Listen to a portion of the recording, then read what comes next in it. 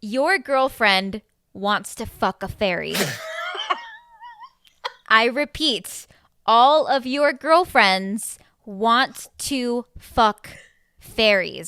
Am I right or am I right? You're not wrong.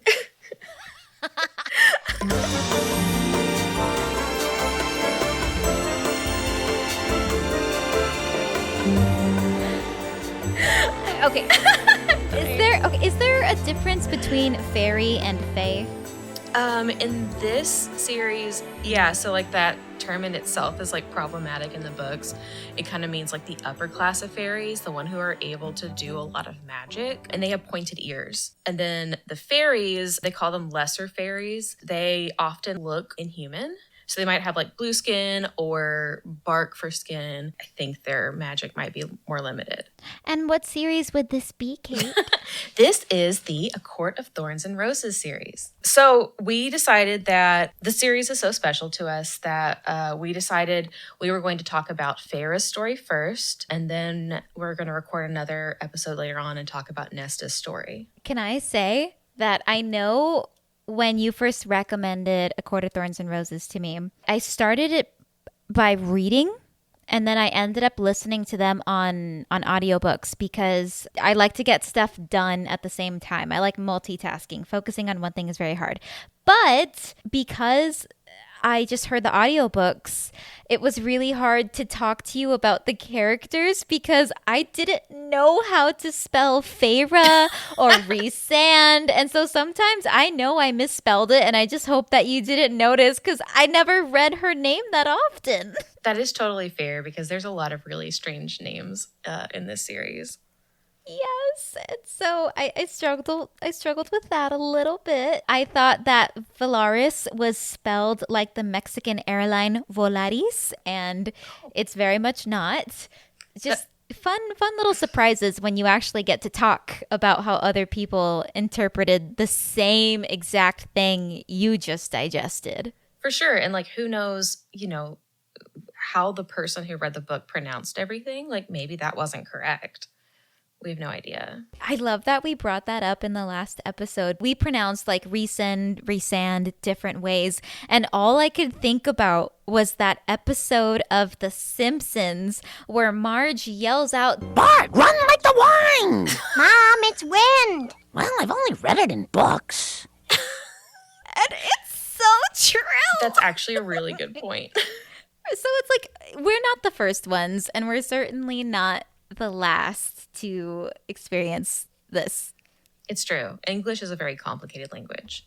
It is a complicated language, especially when you're discussing fantastical terms like in A Court of Thorns and Roses, where you've got the high fae and all sorts of interesting new words. But also in regards to like fae versus fairy, it's kind of crappy that there's a class system that kind of unfortunately has been in like the history of forever. Like there's always some sort of class system, even now in 2022.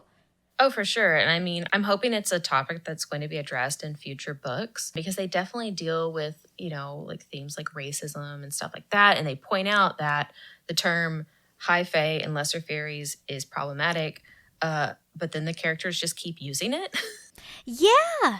I noticed it like this time when I was rereading it. I was like, why do you keep saying it? Like, use a different term or something. I thought that high fae meant that they were like the royalty, which I guess is still like contributes to the class system, but I didn't know it was a race thing necessarily in the A Court of Thorns and Roses universe. I thought it was you're high fae if you are part of like the royal bloodline, like high as in royalty.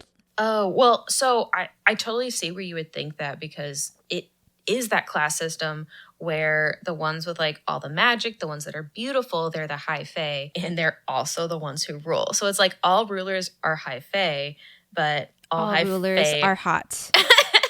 all high fae are hot. In the characters, at least in this book, it seems like they're all hot, but I gotta say, so Tamlin, the main protagonist in the first A Court of Thorns and Roses book, he's considered high fae? Yes. Right. Okay. It's coming together. I understand the direction that the whole series went, but isn't it so interesting how the whole first book is like, all right, we're setting you up with this guy and we're laying our life on the line for this guy. And then the rest of the series just takes a whole other direction. Yeah, that's something I definitely wanted to talk about. Before we start on that, I just want to tell everyone that this episode is going to have so many spoilers. And I feel like this is such a special book series. I love it so much. It's like what got me back into reading as an adult.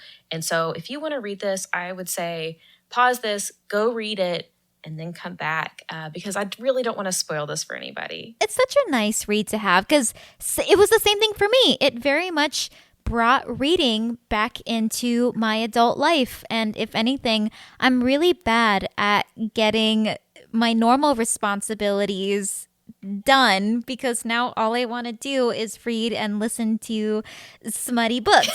And it all started with A Court of Thorns and Roses. So definitely read it for yourself. It's so worth it. It's so fun. But yeah, the audiobooks, like I liked it for the ease of it, but I do think that the narrator who did the first book at least is a little monotonous in her tone, and it might be more fun. Oh, actually, no. Don't read the normal audiobook because now there is like an audio play version of A Court of Thorns and Roses, and they have voice actors for each character. So did you listen to that?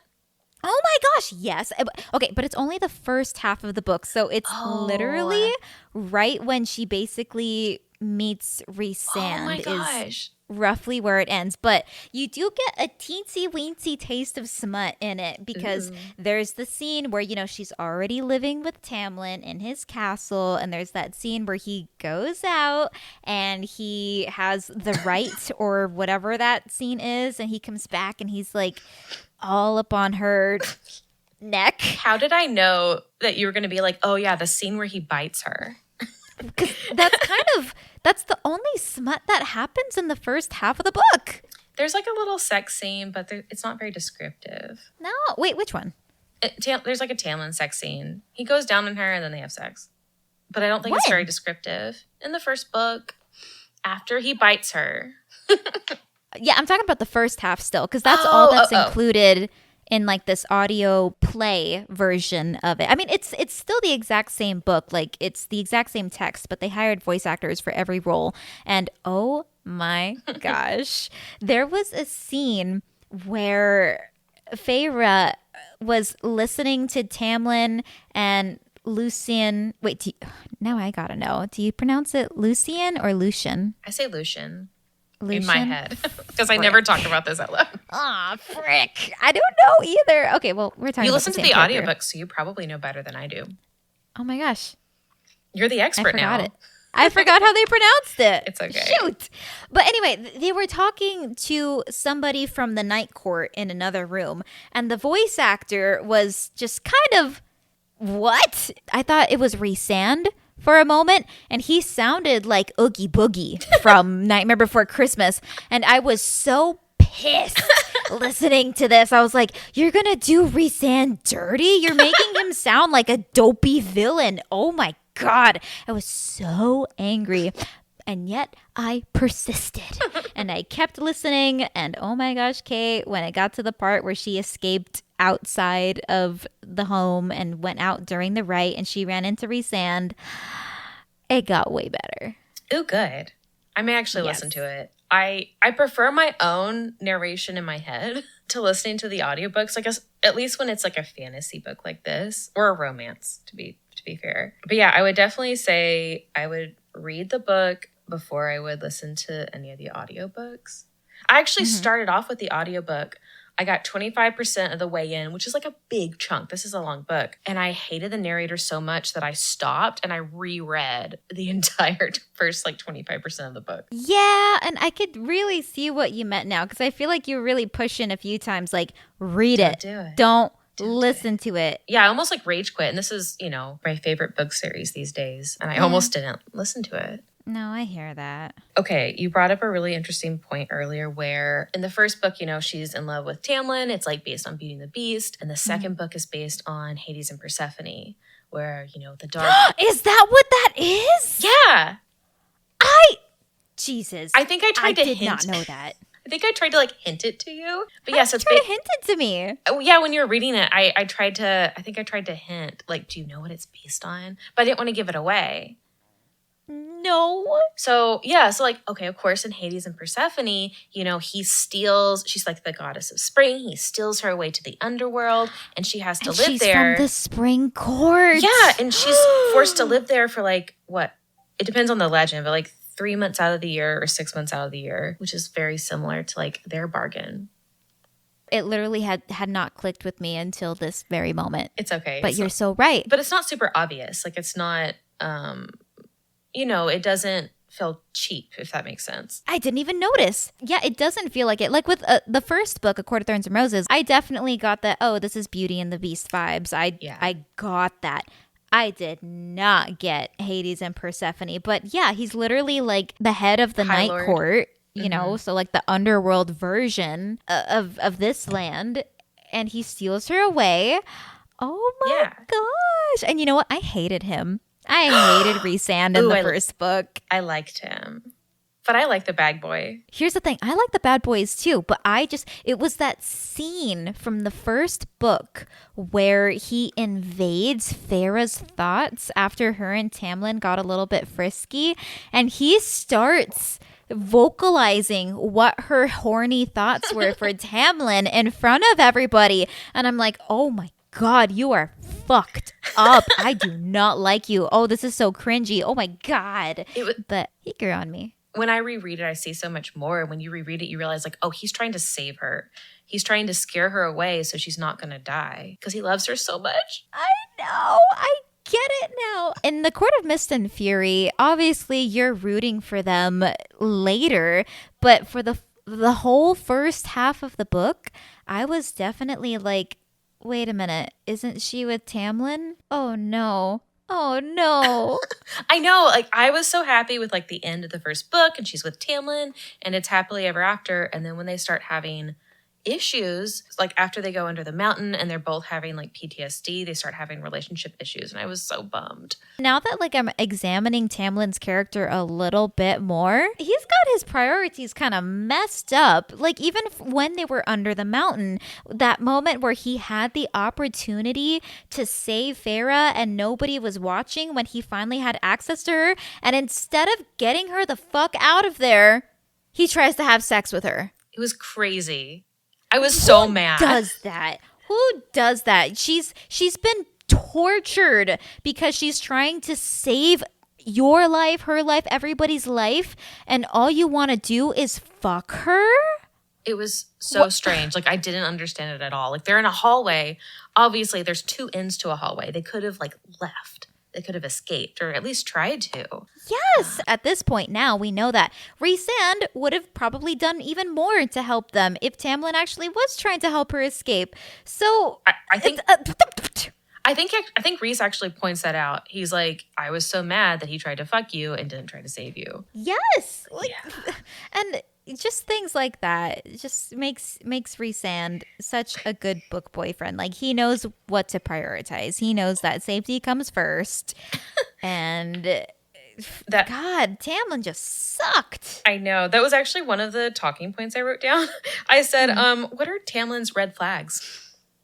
Oh, God, Tamlin's red flags, his anger issues. Yes. Number one, he gets angry very easily, and he's so controlling. And just it's such a bad combo. And the fact that it's just he's controlling and he thinks he knows best. Maybe if he did actually know best, then maybe. But he didn't, because his anger absolutely clouds his judgment. So, yeah, by the end, I'm not the biggest fan of Tamlin. I don't want anything bad to happen to him, of course, but that's actually way nicer than most of the sentiment I see online. Most people hate him. They just think he's awful. I think he's redeemable. I think so too.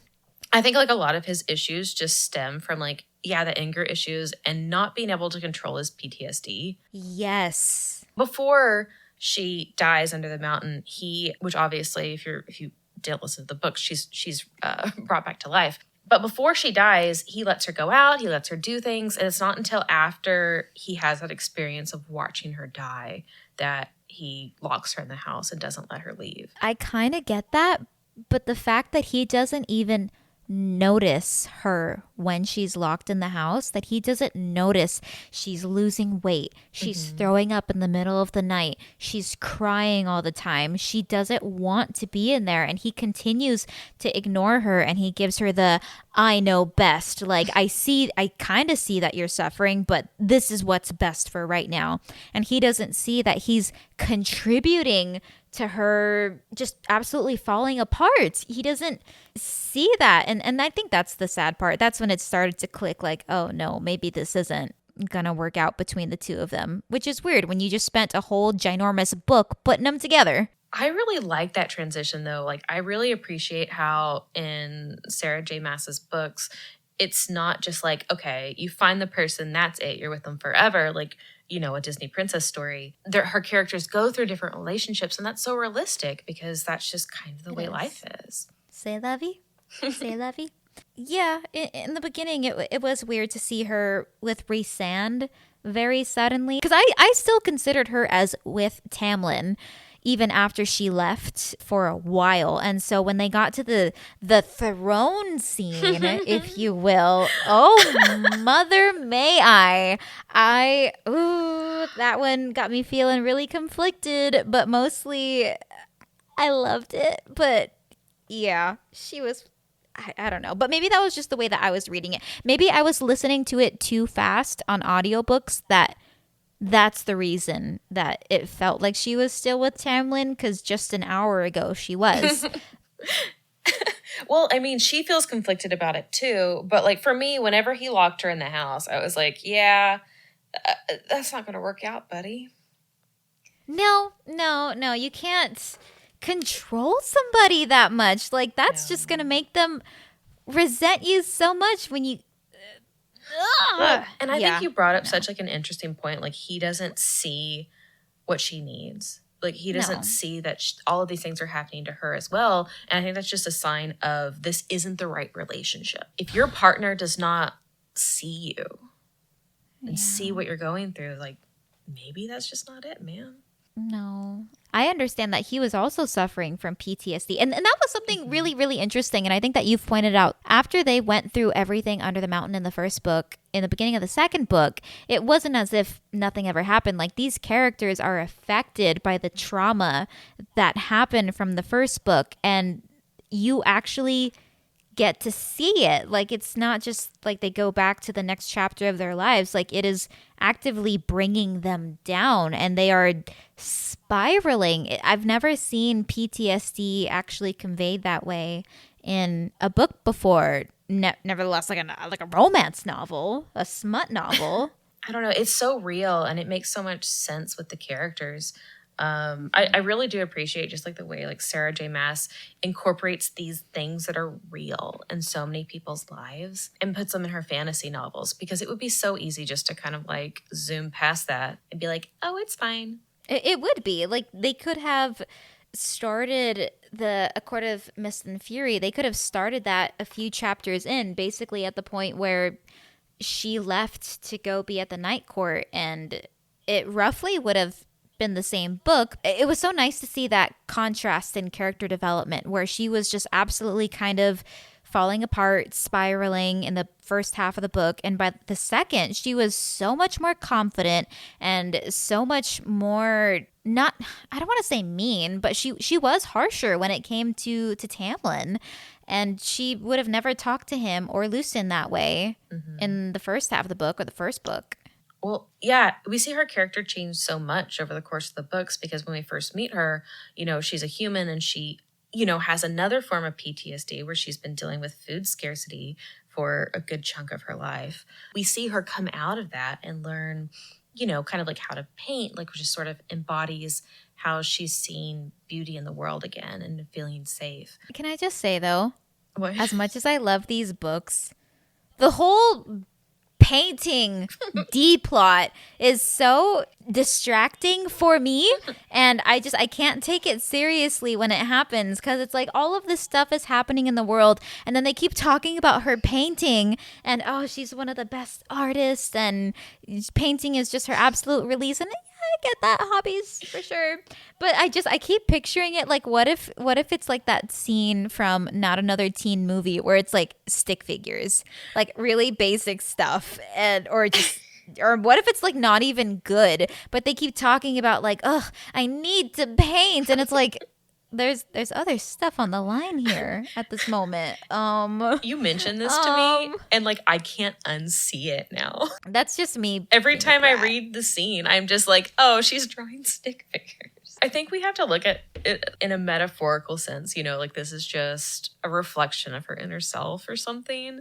They bring up the painting thing a lot. Yeah. Okay, but can we go back to the throne scene though? Because that scene is one of the I wrote it down on my notes, and I put the little emoji that's sweating with the tongue out. That scene is so hot. Oh, just like the slow burn and the fact that they're in front of so many people.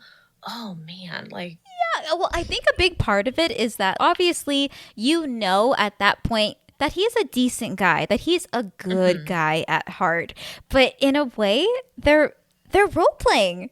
Oh my gosh, they're role-playing in that scene where he is playing the part of the evil, cutthroat, Satan incarnate king of the underworld kind of role. And she is his whore, basically.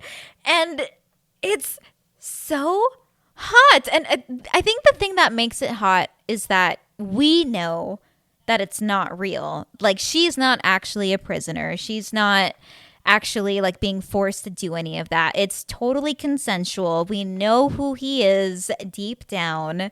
And so the fact that they get to like play up this game, and obviously they're doing it for a reason. They're doing it so they can, progress the plot because some shit is about to go down and they have to. And so it's, I don't know, it's kind of hot when it's like something that they have to do. Yeah. In a way. No, I agree. And there's something about the fact that they're not together yet. Oh, yeah. They've had this flirtation a little bit. Once a couple is, together, they're a couple. I don't find the sex scenes as hot. Well, because I think you also brought up this point too, that when it comes to the actual sex scenes in smut novels, the sex scenes need to do something to progress the plot somehow or develop the characters. Otherwise, I don't know, there's just not much there. And I get that because after a while, yeah, there isn't much there. This scene was very, very, very, very hot because, yeah, they weren't in a relationship yet. And it's almost similar to how back in the first book when they were under the mountain and he would make her get drunk and sit on his lap every single night. It was similar to that, except this time she wasn't drunk and she got to consent, even though, under the mountain he never actually did anything to her. But still, it's one of my favorite scenes of all time. And I think you're so right. There's definitely like an element of role play there. That's what I think it was, because it's like I feel like role play is such like a popular thing in like real people's lives and in the public, at least I think. I don't know. Oh no, totally. And like in the public venue as well. Like the idea that he's rubbing her leg, and just so everyone knows, this isn't a sex scene. He's just like rubbing her leg and kind of touching her sensually. Yes, like it's not sex. She's just sitting on his lap while sex. He's on his throne and he's giving orders. And did somebody's neck get snapped or something, or somebody got hurt through like magical powers, and she's just sitting on him, and like clearly they both look hot and bothered, but no sex is actually happening. He's rubbing up and down her thigh, kind of like on a place where no one can see it, and that is really hot to me.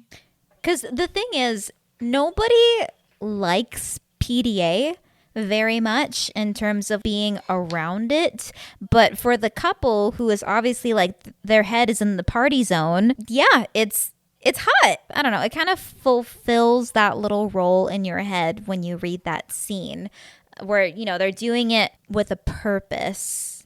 Yeah, it's like they kind of have to, they're in like a very hedonistic environment, and they have to play up the idea that they're, just powerful and sexy and careless at the same time. Yes, but of course they're playing a role. I don't want to change the tangent too much because I know we're talking about A Court of Thorns and Roses, the series, but there was this scene in another smut book that I was reading regarding Hades and Persephone, and it was very early on in the book. Those are freaking spicy, where basically Hades wanted Persephone to fuck in front of an audience of their peers. I know what you're talking about. Is this Neon Gods? Yes!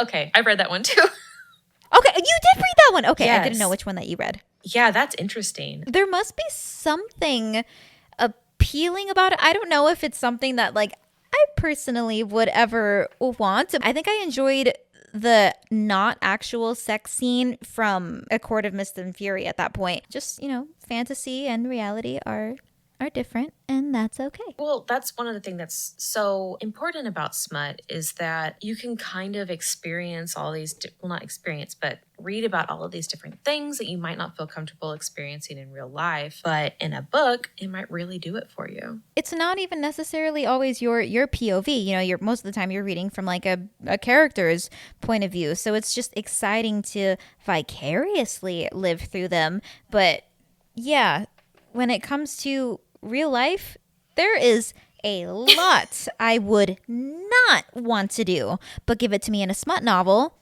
Sure. Fair game. There's a book that we read for my smut book club. It's called Desperate Measures, and it's retelling of, I think it's Jasmine, and I don't know if it's Aladdin or Jafar.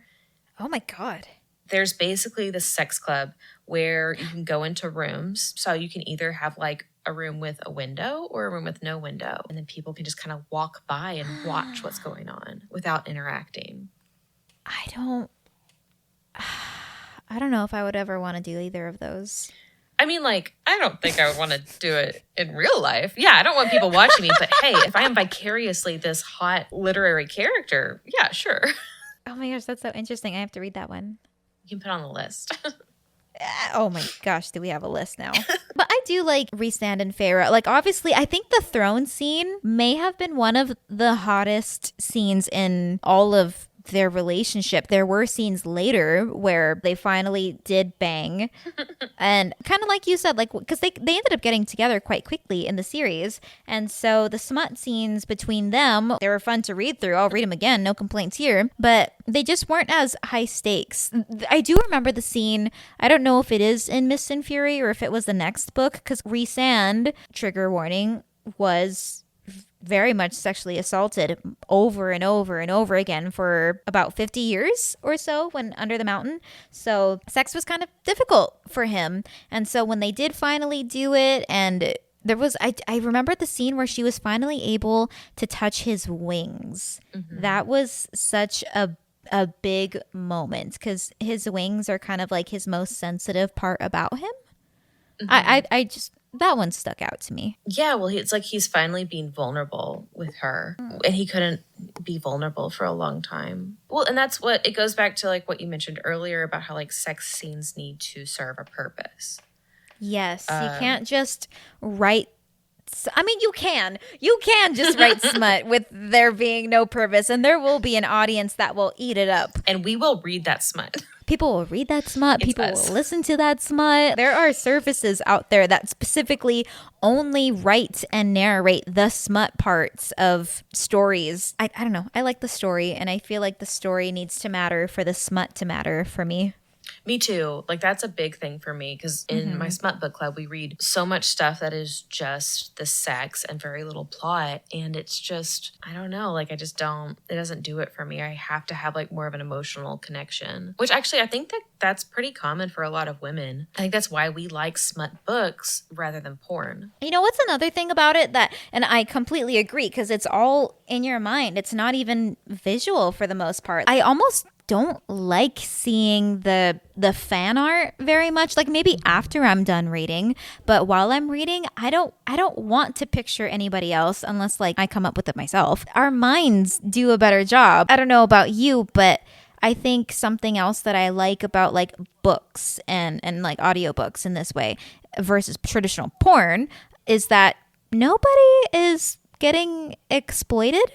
I don't have to worry about that potential, because I know that that does happen quite a bit still in the porn industry, and that doesn't happen in the smut industry that I know of. Yeah, that's a really good point. Like, you don't have to really worry that like the actors are okay or that they're having a good time or that they're well paid. I mean, I don't know how well paid authors are, but actually I hear there's okay money in smut. I don't know. I think it's all right over there. I'm not sure. If anyone's a smut author, email us at smuttalkpod@gmail.com. Let us know. We'll have you on and you can tell us the inside scoop.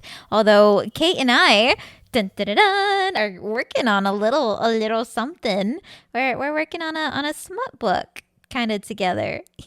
Yeah, it's definitely all your brainchild, so I don't know how much like credit I can take for it. Even talking to Kate has helped a lot, and Kate will be the editor on this book because I definitely need help with direction, but we kind of nailed it down. It's just a matter of I need to spend more time writing. But that will probably be in the distant future, not anytime soon. But any current published authors, please reach out to us if you have written smut. We'd love to have you on. Yeah, definitely. So you brought up a really interesting point where you were talking about how you prefer the version in your head of these characters. So what do you think about the fact that Hulu is making this into a series? Oh my gosh, Kate!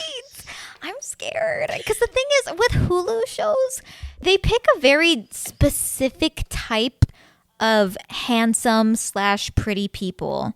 I don't know how to explain it. It's like CW pretty. I don't know how to explain it, but I'm really scared with who they're going to cast as Rhysand and Tamlin. I actually don't care that much about who they cast as Farah. Farah is kind of like a shell to me. Oh my gosh, or Azrael, or just any of them. I'm so nervous. All of it. I don't think I'll watch it. I can't. I don't think I can watch it. You're gonna watch it, Kate. Come on. It'll upset me too much. You'll watch it and you'll be upset. That is the plan. That is all of our plans. You're not wrong. Maybe we can do a Twitch. Can we do a Twitch stream if you watch something on Hulu, or is that like a no-no? I mean, we might get banned, but whatever. You've been Getting banned before. Banned is my specialty. I've sent you a few recommendations like, this person, not that they're like an actor, but it's like, this would be a good Rhysand, or this would be a good Tamlin. Like, specifically for Tamlin, and I'm looking at his picture right now because I have the vinyl up on my decoration fireplace thing. Michael Carrington from Grease 2 would be such a sweet little Tamlin. There are a lot of good Tamlins. I've seen some like pretty good faeries. I really like this girl from, actually it's a Hulu show. It's called Motherland Fort Salem. And there's this one girl and she has kind of like reddish brown hair. I think she'd be a really good faerie. The person that you're talking about, I can see her as Farah. I love how you could just like Google it and you'd be like, yeah, I see her. I could see it. Rhysand, on the other hand. Oh God, no one. I don't know. TikTok girlies, let me tell you. If there is anybody who can be Rhysand, my number one favorite is the guy who keeps doing the Italian date sketches. His name is Mickey Shiloah. I don't know, but he is the perfect Rhysand in my eyes. I hope everyone Googles him. Yes. Oh my gosh, I'm looking at his TikTok right now and he only has 74K. You should be so much bigger. That seems like a lot. It is a lot, but I just think he deserves more. But I think he would be the best Rhysand. I think he's just so lovely and he would be fantastic. The Rhysand role, that's going to be hard to fill. For sure. I kind of hope it just never gets made because it's gonna break my brain. Well, that's what always happens, though, isn't it? With Twilight, although I will say, even though he regrets it now, I did like Robert Pattinson as Edward Cullen. For me being a little high school teenager who didn't know any better, who thought that controlling conservative boys, well, not conservative in the sense of like religion necessarily, but conservative in the sense of I'll take care of you. I thought that was hot at the time, and I thought Robert Pattinson was good. Kristen Stewart, she was good. She kind of it was the directors, I think, that made her act like a certain way that made her just really like more awkward that she needed to be. Listen, we all get a kick out of the Twilight series, do we not? Oh, of course. And I think you bring up such an interesting point because, like, at that time, this sort of overprotective male lead was very popular. And Overprotective. That's the word. The overprotective, like, I'm going to do everything for you. I'm strong. You're weak, but I'll take care of you. And we see that in Tamlin, right? We do. And if anything, that's such a good way to contrast the 2008 romance novels versus kind of what readers would prefer to see now. I honestly love how much we have, as a society, have progressed because now we have these heroes like Rhysand that are examples of positive masculinity. Yes, and that's why he is the ultimate book boyfriend. First of all, even though it started with kind of like a Hades Persephone kind of layout where technically he does kidnap her, even though she agreed because, it was based on a bargain. But he does drag her to the underworld for a certain amount of time every month or so. But she's always very free when she can. And even when it's not a matter of their bargain, he always gives her a choice. She always has the choice to walk away or turn him down. Even she's baffled by it because I'm sure in her head she's comparing Rhysand to Tamlin, who would never let her do a fraction of what Rhysand lets her do. And if anything, that just does it for Rhysand. He is happy to give her the choice all the time. That's just natural to him. Of course you always have a choice. It's not even a thought. Isn't that wild? He not only gives her a choice, he's supportive of her whatever choice she makes. Okay, you can make this choice, but I'm not going to support you and you're going to be dead to me. Remember when there's a battle going on and she's supposed to watch it, but instead she goes to the middle area and looks for the Suriel? Moore was mad at her. She's like, you put yourself in danger. You didn't tell anyone where you were going to. But Rhys was just like, it's okay, baby. Whatever you do, I'm okay with it. Yes. And see, that's what I really, really, really, really love about Rhysand. Or wait a minute. Okay, we're only talking about the first 4 books, right? Yes, not the Silver Flames. I haven't read it. Okay, I know you haven't read it, and we'll do another episode whenever you do get to read it. I'm so excited. But I will say, the last book is not from Feyre's point of view. It's from her sister's point of view, Nesta. And it's so interesting to see how differently Feyre and Rhysand are portrayed from somebody else's point of view. It's so interesting. And, that's just, credit to the author. But yeah, in the books that we're currently talking about, Rhysand is the best book boyfriend and gives all the choices. And we love to see it. We love the freedom. Yeah. I just love he's just such a positive role model for men these days. Guys, take note. Literally, take notes, please. Go read it, take some notes, and then report back to me. Fellas, take notes. Not only, I don't know how many fellows are going to even By be fellas, listening. I mean my husband. Is Dave going to listen? I don't know. Probably. He's been very supportive, which is really nice. If you ever, I'm not talking to Dave anymore. I'm talking about any person out there who wants to get their partner in the mood. Primarily men, yes, but this could apply to anybody. If you ever want to help get your partner in the mood, read him a smut novel. What's your favorite novel? What's your favorite scene? Imagine if your significant other read you the Thorns scene. Oh, God. And honestly, any book, any The Da Vinci Code. The Bible. Any smut book, I think, could do that. But that brings up such an interesting point because I do feel like after that sort of experience of reading these books for an entire year, I feel just so much more confident in myself. And it doesn't have anything to do with my partner. I feel like reading smut really helps you know what you want. I think it's so important to pinpoint not only what you want in the bedroom, but what you don't want in the bedroom. Because I am able to articulate that I don't want any submission. I don't want any dirty talk. I don't want you to call me baby girl. I don't want you to call me a slut. And that's honestly very valuable if you can pinpoint what you do like and what you don't like. I know you kind of mentioned it right now. Don't call me that. I'm no degrading. No, I know that that's popular in porn that is usually, made by men for men. I've been surprised how many women actually like it. I'm sure it is a thing. I'm not saying, I'm not speaking for other women. I'm just kind of speaking for myself. Yeah. You're take notes, boys. But yeah, I've been surprised because, you know, we have the book club, we have many members in there. And then there's also like online communities. So I see a lot of what just sort of women are looking for in these novels, and people's preferences range so wildly. And I think it's like so valuable that you can just say, you know, hey, I want to read this and that, and these are my triggers. You can just be a lot more vocal with your partner if you know what you want. You know what? I mean, I know that this is a slight tangent, but there's this one creator that I follow on TikTok, and I think that I shared one of their TikToks in like our little group chat once, and everybody kind of like shit on him, but I like what he says sometimes. But he was specific because I think he's like an adult content creator, and he was talking about, he's like, I tried this wholesome thing recently where he was with a girl and he told her to tell him how lucky he was. It was like wholesome praising is the way that he described it. And he was just like, you would not believe just what it did in that moment. And I'm like, oh my gosh, I can imagine.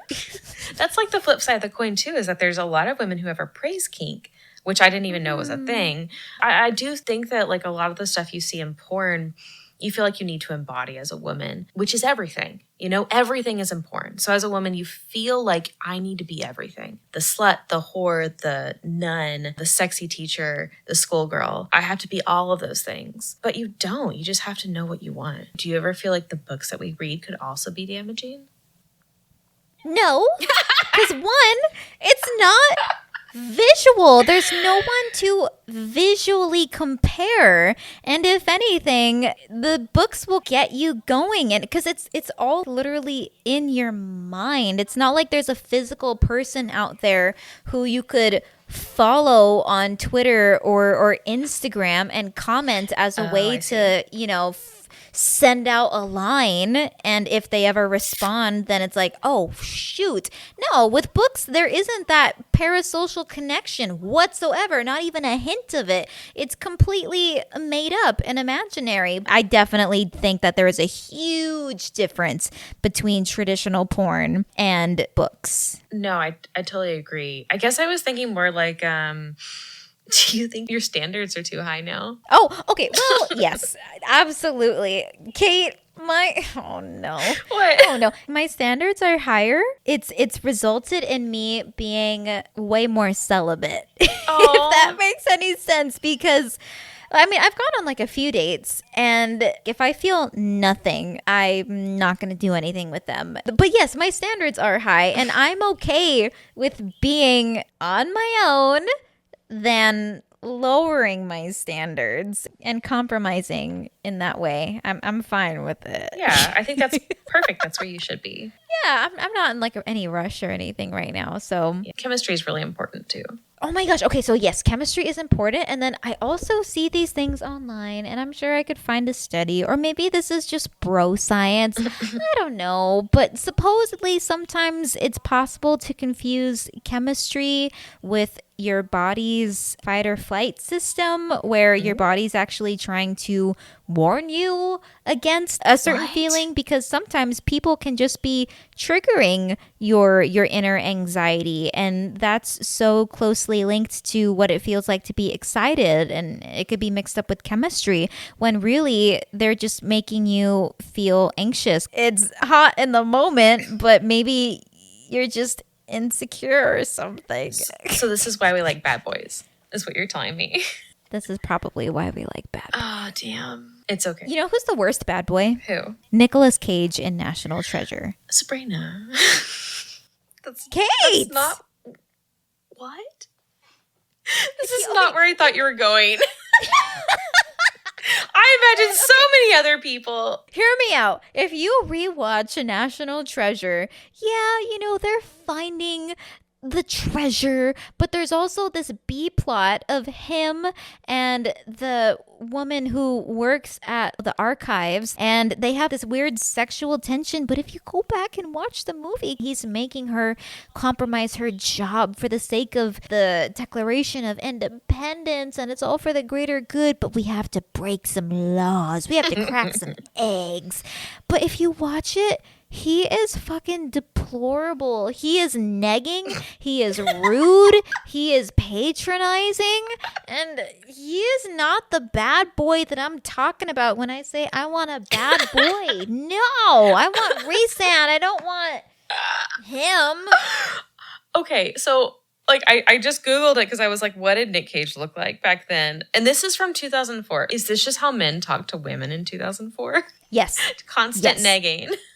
Yes. Well, absolutely. If you go back and if you watch any romantic comedies from the mid 2000s, a lot of the writing is abysmal. It's so bad. Like rewatching Friends, rewatching How I Met Your Mother. It's like a lot of these romantic scenes are not that romantic. And Scrubs too. Like Scrubs is kind of hard to watch these days. Yeah, there has been a big leap in writing when it comes to like including women and what women might like since the mid 2000s. And I think a big part of it is there's just more women in writing now than there used to be. Thank goodness. And I mean, women are the ones writing smut mostly. Exactly. And I know we touched on this like a little bit in the last one, but most of the smut that I've liked so far, I don't think I've read any smut written by men, but most of the smut that I've read has been written by women because women know what we want. It's true. And we want men written by women.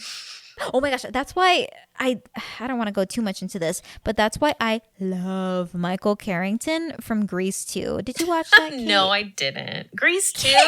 Is it recent? Grease 2. Wait, that was a while ago, right? It was in the 1980s. Jesus Christ, Sabrina. Okay, I'm Googling him. He's pretty. Are you thinking Tamlin? Yes. Okay, I can see Tamlin. Right? I can totally see he that. He would be a good Tamlin. There's a softness, but also you know that there's a rough side. Oh, yeah. You know that? What does he look like now? Oh, don't look at that. Don't look at that. No. We are living in the 80s for this one. I'm not going to go into Grease 2, but you know, he's very much the soft, sweet, good guy. Do you remember the first Grease movie? Yeah. The main one. Of course. As people, or some people just call it just one. Grease. As they call it. They don't even That's say what they Grease call it. 1. I know. You remember how Danny and Sandy had their thing and she had to change at the end of the movie because even though he liked her as she was in the beginning for like his social status and crap, he didn't accept her as she was. And so by the end of the movie, she had to change who she was entirely to conform to what he wanted.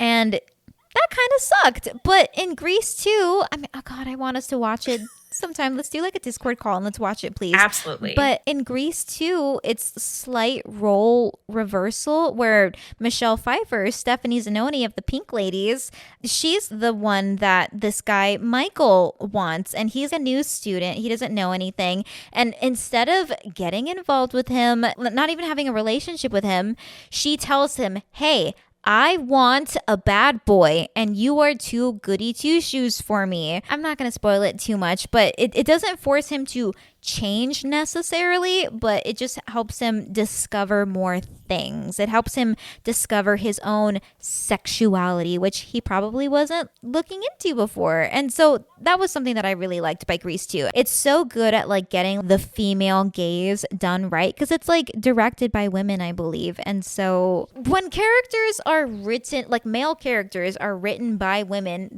and the audience is for women, they really nail what we want. 100%. We will definitely have to watch that together sometime. Can we please? Yes, absolutely. Okay. I feel like we didn't even get that far into A Court of Thorns and Roses. I feel like we only got through the first 2 books. I mean, what happens in the 3rd book? There's a big war. But nothing really happens that much between Farah and Rhysand. The love story is just like them continuing to support each other, sacrificing themselves for each other almost. Oh my God. What? Kate, that's right. Okay. Do you remember when I was reading that and, you know, spoiler alerts. Spoiler. Read the books. But there was a moment where Rhysand died and I cried. I was eating food when it happened and I had to spit it out because I couldn't swallow because I was too choked up on my own tears. Okay, I cried, but I also didn't think it was real. And so I just started reading really, really fast Because I was like, I got to get to the point where he's alive again. At least you held out hope. I thought that this book was just one of those books that was just going to give it to you in that sense. And so I cried. I cried to you. I think I called a friend who didn't even know anything about the book series. Did you finish the scene, though? No, no, I didn't. Because if I had finished the scene, then I would have known that he didn't really die. Well, I mean, I guess he did die, but he wouldn't stay dead. I put the book down and I sobbed in bed for the longest time. I could not handle it. Okay, I guess some things happened in the next book. You know what's hilarious, though, is like, okay, What? I got the 6th Harry Potter book at the midnight release, so like Half-Blood Prince. I got the midnight release, and the next day, I went on vacation with my grandma. And so, of course, I'm reading like the 6th Harry Potter book the whole vacation. And then I get to the part where Dumbledore dies. Spoiler again, but like it's an old book. Dumbledore dies and I'm just crying. I'm like, Grandma, Dumbledore died. And she's like, I don't know who that is. Did she at least comfort you? Like, I know, honey, it happens. I'm sure she was so nice. Dumbledore's in a better place now. I don't remember, but I'm sure she was really nice about it. Inconsolable. Here's the thing. Grandma probably read her share of books, especially since there was probably less, media in her time. And, books were like the thing. I don't know. I'm sure she could understand.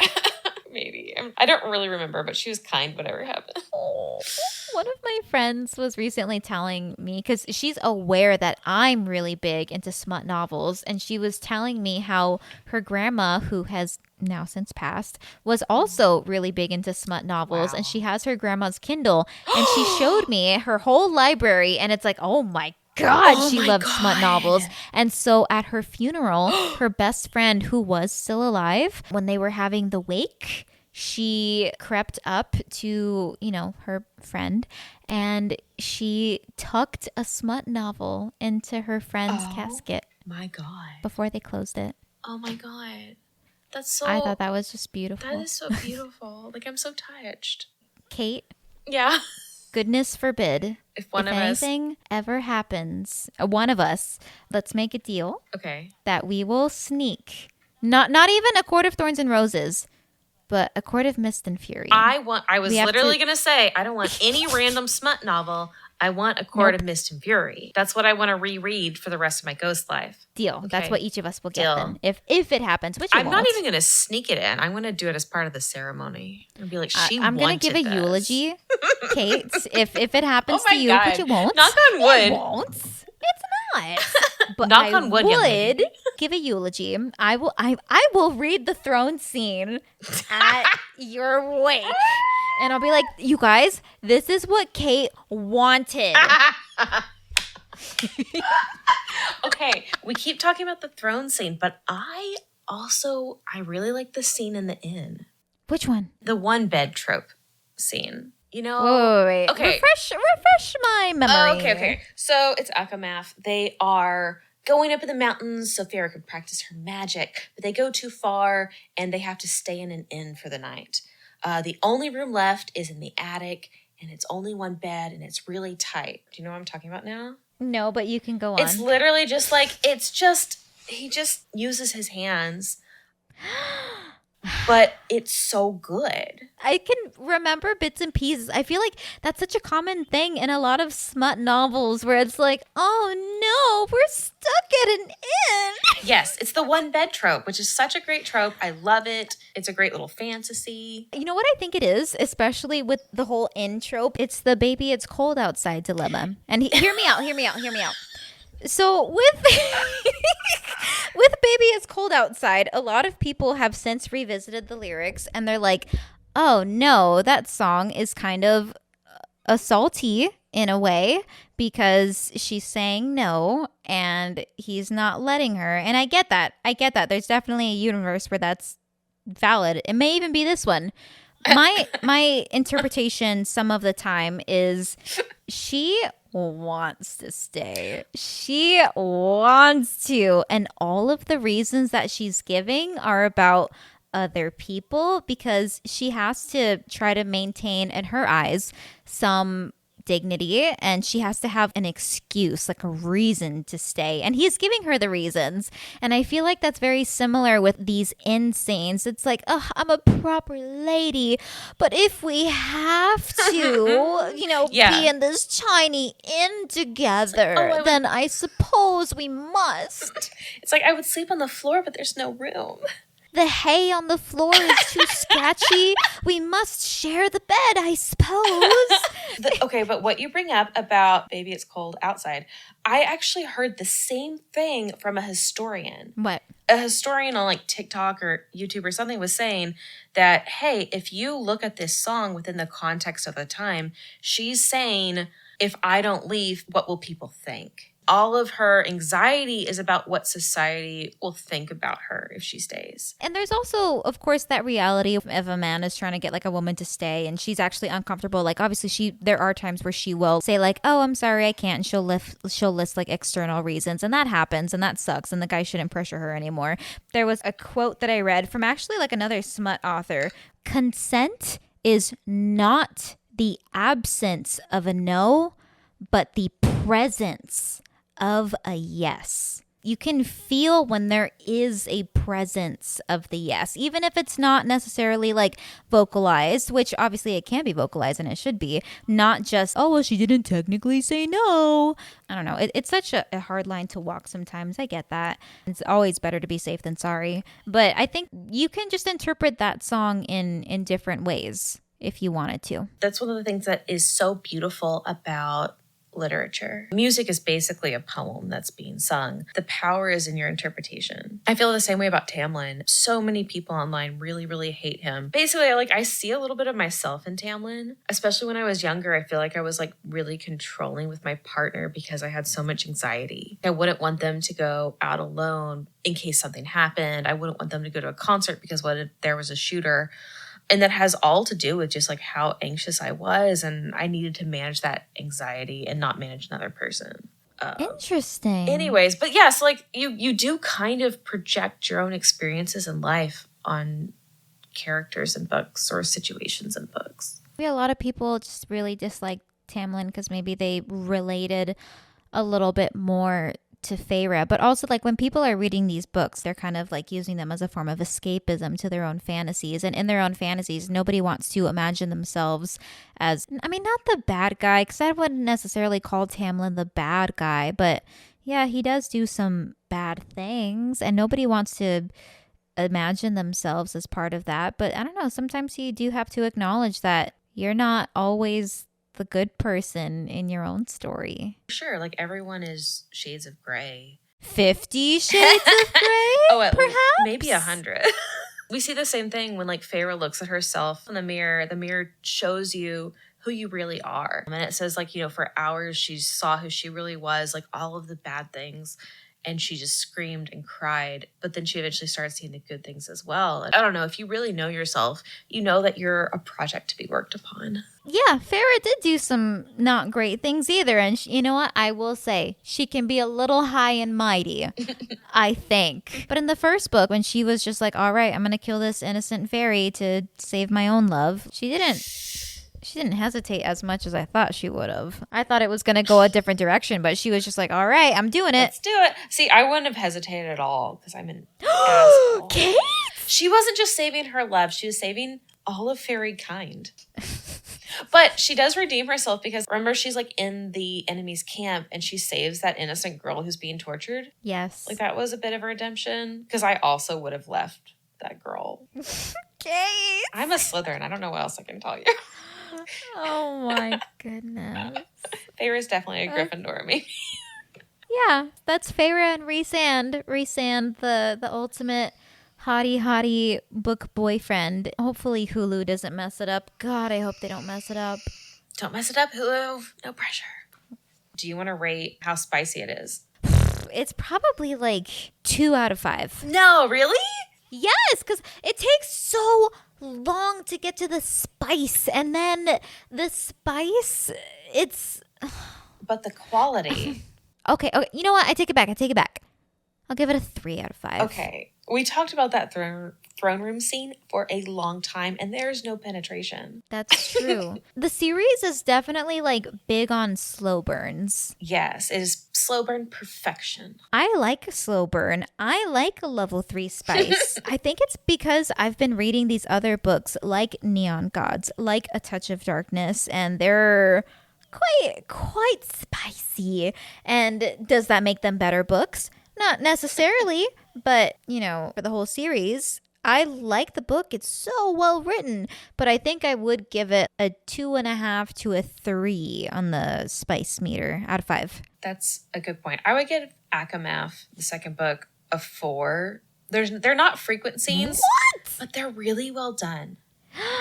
Kate, You know? I cannot wait for you to read the final book, the one from Nesta's POV. Oh my gosh. Because, oh my God, the spice. I would even give it a 4 out of 5. I wouldn't give it a 5 necessarily, just because, again, the other smut that I've been reading is like, holy shit. But for this series, it is the spiciest. Damn. See, and that's why I thought we should do its own episode, because I have heard that there is legendary spice. Yeah, now that I'm caught up, I can start reading it. Because it's not that long compared to the other ones either. So It's a monster, but at least it's not like it is. 4 books long. It'll Just be one. just fine. Speaking of legendary spice, next week we have a special guest joining us from another corner of the Audio Smut universe. See you there.